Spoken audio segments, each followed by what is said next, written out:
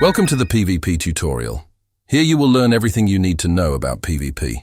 If you have other players in your lobby, the PvP option will appear at the top left of the mission selection menu.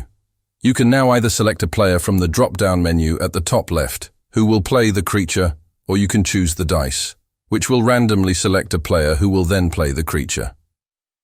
During a mission, you have several options as a creature to make life difficult for your opponents. You collect power-ups that give you certain advantages. There are power-ups that, for example, increase your aggression, camouflage you, or allow you to throw items out of your opponent's hands. Depending on the map, there are sometimes more or sometimes fewer power-ups. New power-ups will spawn with time. To speed up this process, you can interact with your environment as a creature. In fact, depending on the ability of the creature you are playing with, you can knock over objects, turn crosses, or do other things. This also causes your opponent's characters to become more frightened.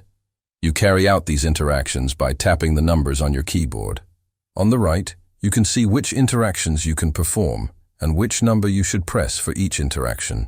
You can only perform these interactions if you have a certain number of power points, and the more frightened the hunters are, the more power points you get. You can see your current power points in the power display at the bottom of the screen. Different interactions cost different amounts of power. Note, however, that the hunters can slow down your power growth by collecting artifacts that can be found on the map. You can find out more about the artifacts in a separate tutorial. At the bottom of the screen, you can see which creature you are, what evidence you give, and how you can be eliminated. You can hide this by pressing the space bar. This is useful if you are broadcasting or streaming your screen to other players in your lobby. Note that some items that the hunters place in the house are invisible to the creature. For example, the creature cannot see a motion detector. Pentagrams are also invisible to some creatures.